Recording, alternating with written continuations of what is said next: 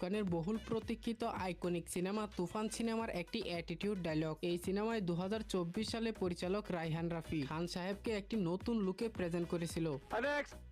ভাবছিলাম আমার অনেক কষ্ট হইল, ওর কথা তো আমার মনেই পড়ে না। মনে না পড়লে ভালো কথা, আর মনে পড়ার মতো তো কিছু হয় নাই, তাই না? কত আইবো আর যাইবো।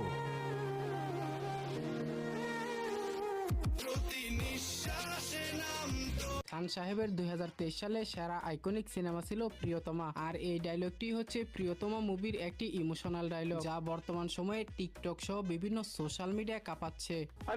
পূর্বের কথা মোতাবেক এখন থেকে পুরো দেশকে তুফানের হাতে তুলিয়া দেব। সে যা চাইবে পাইবে, যা করিতে চাইবে করিবে, তাহাকে কোনো কিছুতেই বাধা দেয়ার এখতিয়ার কেউ রাখিতে পারবে না। 2024 সালে তুফান মুভির টিজারে দেওয়া এই ডায়লগটি এখন পর্যন্ত সাকিবিয়ানদের কাছে একটি লোমহর্ষক অ্যাটিটিউড ডায়লগ। মাস্তানের উপর মাস্তানি করতে চাই বস, গুন্ডার উপর গুন্ডামি করতে চাই বস, বসের সাথে পাঙ্গা আর জমের সাথে পাঞ্জা, সেম টু সেম। এই চিল্লাবি না। হ্যাঁ, এটি হচ্ছে শাকিব খানের বসগিরি সিনেমার একটি ডায়লগ। এই ডায়লগটি তখনকার সময়ে দর্শক মহলে ব্যাপক আলোচিত হয়েছিল। গাইস, এরপরে দেখবেন প্রিয়তমা মুভির আরো একটি ইমোশনাল ডায়লগ। তুমি না বলেছিলে তুমি আমি ছাড়া কারো বউ হবে না? তুমি না বলেছিলে তুমি তোমাকে দেখে রাখবো আমার জন্য? এই তোমার দেখে রাখা, এটা তুমি পারলা।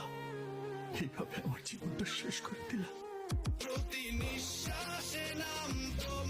প্রিয়তমা মুভির শেষ দৃশ্যটা যে কতটা কষ্টের, একমাত্র যারা এই মুভিটা দেখছেন তারাই হয়তো বলতে পারবেন। আমি ওকে তালাক দিয়ে তোকে বিয়ে করব।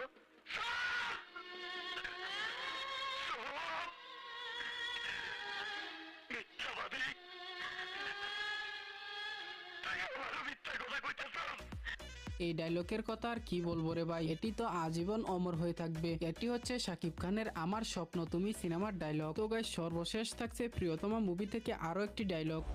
আমি নিজের ঢোল নিজে পিটাই না, আমার পরিচয় পাবলিক দেবে। আমি না, এইটা আমার এরিয়া, আমি ছাড়া আর কারো আওয়াজ হবে না।